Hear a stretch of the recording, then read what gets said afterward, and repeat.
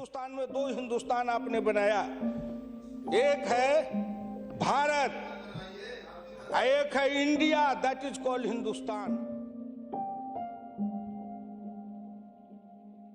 इन्हीं से पूछना चाहता हूं, अब तो बड़ी बड़ी बात करते हो, आगे दिन पीछे गए, गुरु से किया न है तब पछतावा होत क्या, चिड़िया चुग गई खेत। जिस समय गांव को देखना था, किसान को देखना था, मजदूर को देखना था, गरीब को देखना था, पिछड़ा को देखना था, दलित को देखना था, गांव की सड़कों को देखना था, गलियों को देखना था, कुआं को देखना था, आपने देखा क्या? आप तो देखते रहे कहीं। ये दो हिंदुस्तान, एक हिंदुस्तान में दो हिंदुस्तान आपने बनाया, एक है भारत, एक है India, that is called Hindustan. आपने बनाया ना। मैं आज भी कहता हूं, अगर मेरे गांव के किसी को उठावे, आंख में पट्टी बांध दे, हिंदुस्तान के कहीं भी, उड़ीसा हो, बंगाल हो, कहीं हो, किसान को लावे, गांव में आंख पर पट्टी बांध दे और एक बार इंडिया गेट पर उसकी आंख को खोल दे, उसको लगेगा कि हम स्वर्ग में चले आए, कि बैकुंठ में चले आए, कि इंद्रपुरी चले आए। इतना का अंतर है। मैं 1977 में एमएलए बन के आया, इंडिया गेट के किनारे पैदल टहल रहा था, एक बड़ी गाड़ी में एक बड़ा कुत्ता जा रहा था, वो अपने मुंह को निकाल के जी लपलपाते जा रहा था। मैं गांव का आदमी खड़ा होकर सोचने लगा, एक कुत्ता जरूर कुछ कह रहा है। मैं एमपी था, कभी दिल्ली देखा नहीं था, मेरे अंदर से आवाज आई कि कुत्ता कह रहा है, क्या है तू गांव का किसान, गरीब, मजदूर, पिछड़ा, दलित, तू क्या जन्म लेके करने आया है?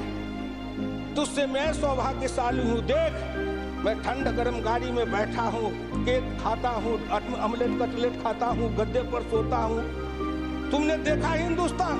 तुमसे अच्छा मैं हूँ। उस दिन मुझे लगा कि इस हिंदुस्तान के बड़े लोगों के कुत्ते भी मुझसे अच्छी जिंदगी जी के रहे हैं, और मुझे उस जिंदगी से भी बदतर जिंदगी जिलाने वाले कोई नहीं है, आप हैं। राज किया है आपने। मैं आंदोलन किया, जेल में गया, जेल में सराया। आज भी पूर्वा हवा चलती है तो आपके पुलिस की लाठी से जो हड्डी में चोट है वो कहीं ना कहीं दर्द करने लगता है। तब मुझे ऐसा एहसास होता है कि जिस राज में मुझे इतना कष्ट मिला था, अगर मेरा बस चले तो उस राज को सदा सर्वदा के लिए हिंदुस्तान से उखाड़ के गया जी में जाके पिंडदान कर दूं, जो फिर निकलने न पाए। क्या बात करते हैं साहब? आपसे मैं आंकड़े में नहीं जाऊंगा। आप योजना आयोग की बात कर रहे थे, मैं अपने गुरु डॉक्टर लोहिया की बात को आपके सामने मैं दिखाना चाहूंगा। मैं नहीं बोलता, मुझे तो उन्होंने दृष्टि दी थी। इसी लोकसभा में 6 सितंबर 1963 को एक बहस हुई थी, ख्याल रखिएगा, जिस बहस ने पंडित नेहरू को भी हिला दिया था। वो बहस थी 3 आना बनाम 15 आना का। लोहिया ने कहा था, मैंने 27 करोड़ हिंदुस्तान के लिए 3 आने रोज की आमदनी कही, प्रधानमंत्री ने 15 आने रोज की और योजना मंत्री ने 7.5 आने रोज की। अब प्रधानमंत्री और योजना मंत्री आपस में निपट लेंगे कि दोनों में कौन सही है। यही आंकड़े हैं योजना आयोग के। प्रधानमंत्री का 15 आना, योजना आयोग के मंत्री का है 7.5 आना। जिस योजना आयोग को यह भी नहीं पता 15 आना सही कि 7.5 आना सही, प्रधानमंत्री सही कि योजना मंत्री सही, उसी योजना आयोग को सर पर ढोते रहो। जो दर्शन करना चाहिए तो दर्पण माजत रहिए, दर्पण में लगा काई तो दर्श कहां से पाई? क्या बात करते हैं साहब?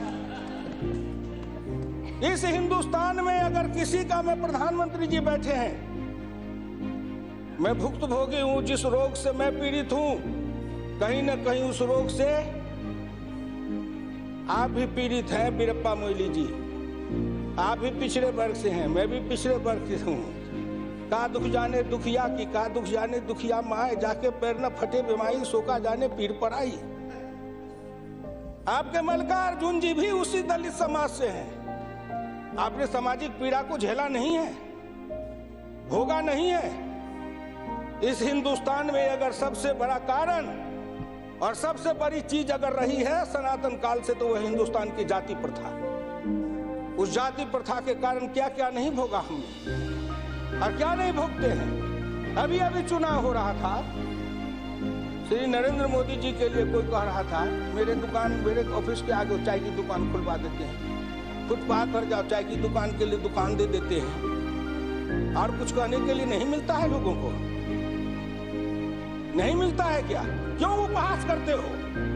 मैं लोकसभा में हूं, अगर कोई कहे शरद यादव गए थे चुनाव लड़ने के लिए अमेठी में, लोकदल से नारा लगा था शरद यादव वापस जाओ, लाठी लेके भैंस चराओ। कर्पूरी ठाकुर जैसा नाई का बेटा गरीब जिसके नेतृत्व में बिहार में इतना परिवर्तन किया, वो बिहार का मुख्यमंत्री बना, 27% आरक्षण दिया, हाई स्कूल तक फीस माफ किया, मिडिल स्कूल तक फीस माफ किया, 5 एकड़ से मलगुजारी माफ किया। और कर्पूरी ठाकुर के लिए नारा लगा था कर्पूरी ठाकुर दिल्ली जाओ, छुड़ा लेके सैलून खोलो। क्या क्या नहीं सहा हूं, क्या क्या नहीं देखा हूं, इसलिए दिल के अंदर वो दर्द और पीड़ा है। क्या फिर कहीं ना कहीं मुझे यह भी लगता है, क्या हिंदुस्तान के पिछड़े और दलित समाज के लोगों ने अपराध किया था कि उसमें जन्म लिया? किसी ने भगवान के यहां दरखास्त दिया था कि मुझको तेली बना दो, मुझको लोहार बना दो, मुझको कुर्मी बना दो, मुझको कहार बना दो, मुझको अहिर बना दो, मुझको कलवार बना दो? कोई दरखास्त देके तो नहीं आया। आज वित्त मंत्री जी को धन्यवाद दूंगा, प्रधानमंत्री को, कि उन्होंने बजट में कुछ ऐसी योजनाएं बनाई है जिससे हिंदुस्तान के जाति प्रथा के बंधन को ढीला करने का अवसर मिलेगा।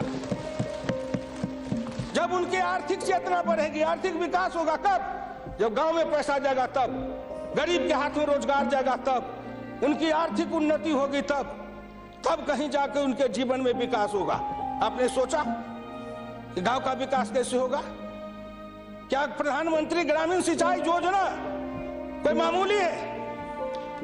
खर्च पर पाबंदी लगाते हुए डॉक्टर लोहिया ने इसी लोकसभा में बहस करते हुए पंडित नेहरू से कहा था, मैं कुछ नहीं चाहता, एक काम कर दो, सारे लोगों के, बड़े लोगों के खर्च पर सीमा लगा दो, आय पर, आमदनी पर नहीं, खर्च पर सीमा लगाओ, इससे अधिक खर्च नहीं करेगा, और उससे जो पैसा बने उसके एक सिंचाई योजना बनाओ और 20 साल का बॉन्ड बनाओ। मैं कुछ नहीं कहता, केवल हिंदुस्तान के हर खेत में पानी पहुंचा दो, हिंदुस्तान की तरक्की हो जाएगी। डॉक्टर लोहिया इसी सदन में कहे थे। वो तो अग्रवाल थे, बनिया थे, उनको क्या जरूरी थी इस बात को बोलने का? लेकिन मैं कहता हूं कि हिंदुस्तान के गरीब, निर्धन, निर्बल और पिछड़ों का इस युग में अगर एकमात्र राजनीतिक मसीहा पैदा कोई लिया तो डॉक्टर राम मनोहर लोहिया थे, जिन्होंने जगाया, नेतृत्व को पैदा किया गांव के गली से। इसलिए मैं आपसे विनम्र प्रार्थना करना चाहता हूं कि अगर प्रधानमंत्री ग्रामीण सिंचाई योजना से हर खेत को पानी, हर हाथ को काम, दीनदयाल उपाध्याय जी ने कहा, डॉक्टर लोहिया ने कहा, 1 बीघा खेत और 1 गाय, अपनी खेती अपनी राय। हम तो ये लड़ते आ रहे हैं और आज वो सपना साकार हो रहा है। इसलिए मैं आपसे विनम्र प्रार्थना करना चाहूंगा कि सवाल है दृष्टि का, दिशा का और संकल्प का। आपकी दृष्टि कुछ और थी, अब दृष्टि बदली है। हिंदुस्तान के गांव के गरीब, पिछड़े दलितों ने मिलकर कन्याकुमारी से कश्मीर तक, कामरूप से द्वारका धाम तक, इस आसान के साथ आपके शब्दों में, जिनको आप अपने ऑफिस के आगे चाय की दुकान खुलवा रहे थे, वो चाय की बेचने वाला, रेल के फुटपाथ पर पानी पिलाने वाला गरीब, निर्धन, जिनकी मां मजदूरनी का काम करती थी, ऐसे के बेटा को भारत के प्रधानमंत्री की कुर्सी पर बैठाया कि नरेंद्र मोदी आएगा, भारत का प्रधानमंत्री बन जाएगा, गांव गरीब, किसान, मजदूर के भाग्य चमक जाएगा। उन्होंने इसलिए सपना को देखा है। वो हो जाएगा क्या? ये 9 महीना में हो जाएगा। आप नेता बोलते थे, मैं सुन रहा था, मुलायम सिंह आदरणीय बोल रहे थे, मेरे साथी हैं, बरसों तक समाजवादी आंदोलन में लड़े, कि 9 महीना में तो बच्चा पैदा हो जाता है। मैंने कहा कितनी वैज्ञानिक बात कर रहे हैं, ये तो वैज्ञानिकता है, प्रकृति का नियम है, 9 महीना में बच्चा पैदा होता है। लेकिन जो बच्चा पैदा होता है, क्या वो बच्चा 9 महीना में फिर बच्चा पैदा कर देगा क्या?